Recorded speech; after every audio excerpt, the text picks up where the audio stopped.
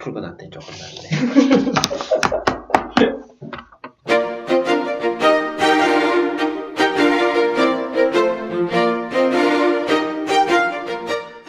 자, 이제 또 다른 소설이죠. 고백 이야기 해보도록 하겠습니다. 본격적으로 고백에 대한 이야기 하기 전에요. 저희가 간추려 놓은 줄거리 먼저 보시고 시작하겠습니다.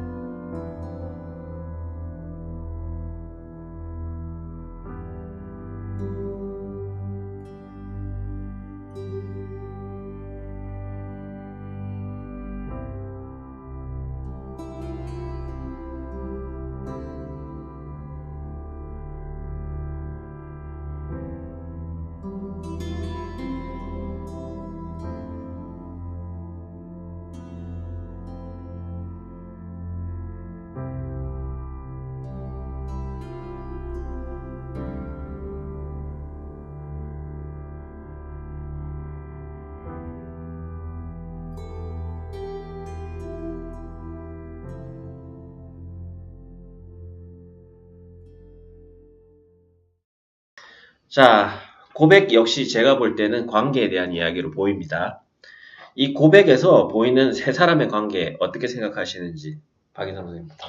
네, 제가 세 사람의 관계라고 하는 거에 대해서 고민을 해봤는데 앞에 나왔던 모래로 지은 집도 마찬가지고 이 고백 같은 경우도 세 명의 인물이 등장을 하고 거기서도 이제 그 모래가 다시 미국으로 떠나야 했듯이 이 작품에서는 이제 진이라고 하는 인물이 이제 자살을 해서 이 세 명의 관계가 무너지게 되는 거잖아요. 근데 이 작품에서 저는 왜 꼭 세 명이 중요할까라는 걸 고민해 본 결과 결국에는 둘만의 관계에서는 서로가 서로의 감정에 대하여 혹은 내가 자신의 감정에 대하여 완벽하게 파악할 수 없는 영역들이 생겨난다는 거죠. 그러니까 내가 어떤 표정을 상대방에게 지었는지를 나는 볼 수 없다는 거. 그러니까 이런 것들이 사실은 기억의 영역에서는 감춰지게 되는 건데 세 명이 되면 이게 달라진다는 거죠. 세 명이 되게 되면 내가 상대방에게 누군가에게 지은 표정에 대하여 나는 나 자신을 속일 수 있지만 제3의 시선이 그거를 보고 있기 때문에 이거를 완벽하게 속일 수 없다는 거. 이게 나중에 다른 관계에 의해서 다시금 드러나게 된다는 거. 그래서 과거에서도 내가 잊고 있었던 사실들이 혹은 나의 감정들이 내가 그때 진이에게 지었던 표정들이 이제 다시 시간이 지나서 밝혀지게 되는 거죠. 이제는 내가 몰랐지만 이제는 알게 될 수밖에 없게끔. 이게 바로 세 명의 관계성이라고 하는 거의 핵심인 것 같습니다. 과거에 있던 감정이 어느 순간 올라온다. 네, 근데 이제 그거가 반드시 세 번째 인물이 있어야만 내가 확인할 수 있게 된다. 자기 표정을 얘기해 줄 수 있는 제3자가 있어야 된다. 그리고 3자적 관계를 통해서만이 어떤 사건에 대해서 누가 증인이 될 수 있는 것이고 그 기억의 어떤 굉장히 단편적인 그리고 기억이 갖고 있는 편향적인 측면들을 다시 한번 새로운 면을 보여주면서 교정할 수 있는 또 역할을 하는 거죠. 3자 관계가. 그런 면에서 3자 관계가 어떻게 보면 최영령 소설에서 자주 나오는 이유가 있을 것 같아요. 기억을 환기시키는 면에서는 사실은 굉장히 3자 관계라는 것이 어떻게 보면 굉장히 소설 내적으로 기능적인 어떤 면에서도 필요한 관계인 것 같다는 생각도 드네요. 조금 다른 각도로 한번 질문을 드려볼게요. 여기서 고백에서 가장 중심 사건이에요. 진이는 자기가 레즈비언이라는 거를 미주랑 준하한테 고백을 하죠. 그렇지만 이 두 사람의 그 냉정한 반응 때문에 결국 자살을 맞이하게 되는데요. 이런 점에서 보면 고백은 동성애 서사이자 또 세 명이 여성이라는 점에서 여성에 대한 서사라도 읽히는데 어떻게 생각하십니까? 저요? 네.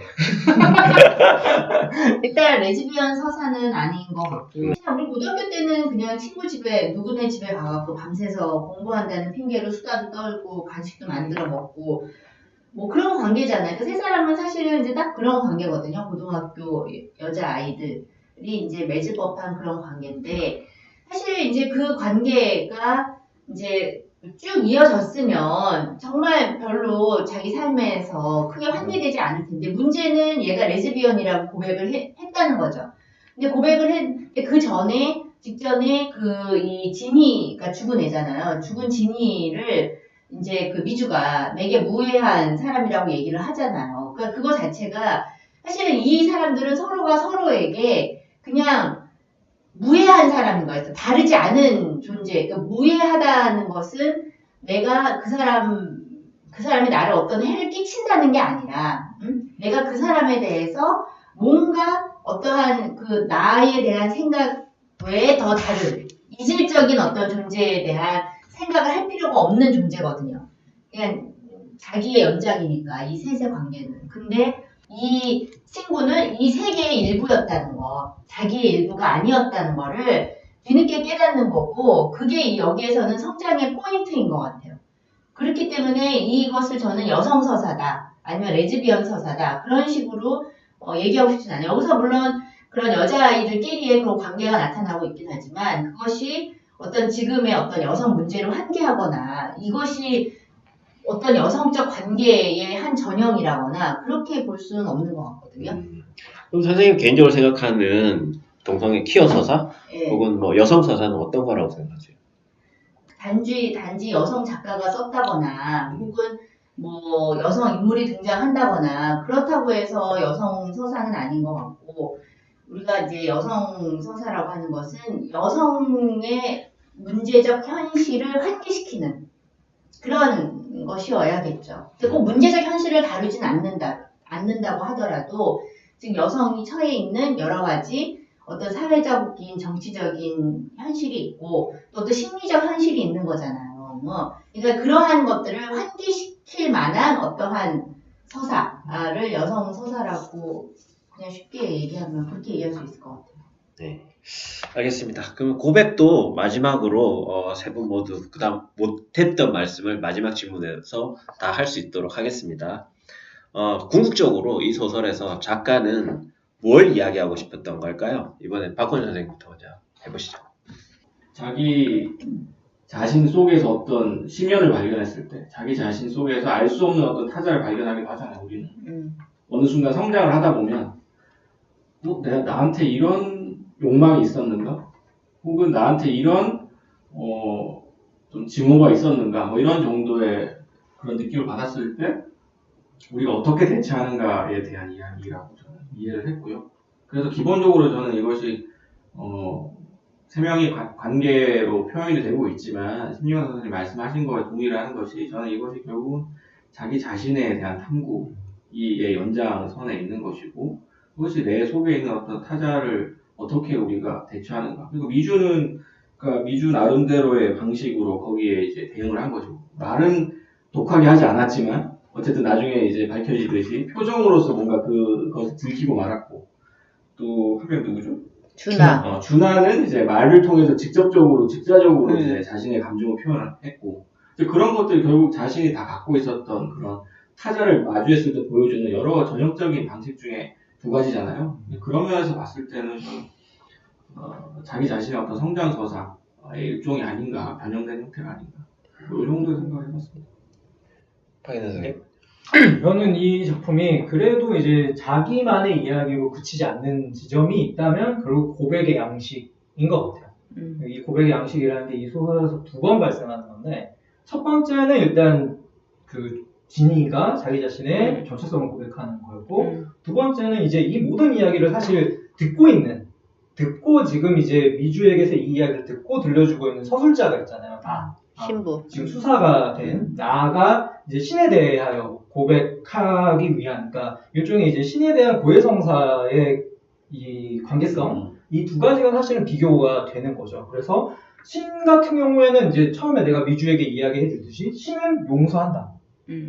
라고 이야기를 했지만 실제로 인간의 영역에서는 타인의 정체성에 대하여 받아들인다는 것에 불가능함, 그러니까 쉽지 않다라는 거, 그리고 그것들에 대하여 대응할 때 내가 저지르게 되는 어떤 나의 잘못 같은 거에 대하여 용서할 수 있는 그런 존재는 없다라고 하는 이 두 가지의 비교가 이루어지면서 결국에 타인의 이야기를 알게 된다는 거, 타인의 이야기를 듣는다는 거, 내가 미주의 이야기를 들었고 미주가 진이의 이야기를 들었던 것처럼 서로 간에 대하여 감당할 수 없는 정체성이라는 거를 전달받았을 때 우리에게 얼마나 많은 책무 혹은 책임감이 가해지는가에 대한 이야기로 저는 이해를 했습니다. 마지막으로 심진경 선생님 말씀 좀 해주시죠. 아니 근데 이제 여기서 아까 이제 준하는 육군사관학교를 가고 그 다음에 미주는 뭐라죠? 무슨 방송 작가인가? 글쓰기를 하잖아요. 네, 시인이겠죠. 시인이죠. 근데 등단을 하죠. 네. 그러니까 이 두 사람의 행보가 어떻게 보면은 아까 이제 박건희 선생님 얘기한 것처럼 우리 안에 있는 타자를 어떻게 할 것인가 의 문제. 근데 이제 미주는 굉장히 고통스러운 형태이지만 그 타자를 끌어안고 가는 형태로 얘가 계속 막 폭식을 하기도 하고 그래서 막 몸이 뚱뚱해지기도 하고 막 그러잖아요. 그러니까는 그런 방식으로 그거에 대한 그 타자를 내가 이제 자기 안에 있는 자기 존재의 일부이기도 하고, 근데 어쨌든 그 존재를 내가 외면했다는 그 죄를 자기가 이제 끌어안고 일종의 자기 안의 타자를 의식하면서 이제 가는 방향이라면, 준하 같은 경우는 그냥 이제 어떠한 체제 안으로 편입하고 그러면서 그 타자를 완전히 배제하는 형태로 가는 것 같아요. 뭐 준하의 경우는 명확하게 그게 이제 서사화되고 있지는 않지만 제가 봤을 때는 이런 식으로 이렇게 우리 안에 타자를 처리하는 두 가지 방식이라고 해야 될까? 그랬을 때 이제 어떻게 보면은 이 주인공이 끌어안는 방식이 더 고통스럽긴 하지만 이제 그럴 수밖에 없지 않겠느냐, 그것이 더 윤리적이지 않겠느냐 라는 식의 메시지가 있는 게 아닐까 싶어요. 네, 지금까지 고백에 대해서 이야기를 나눠봤고요.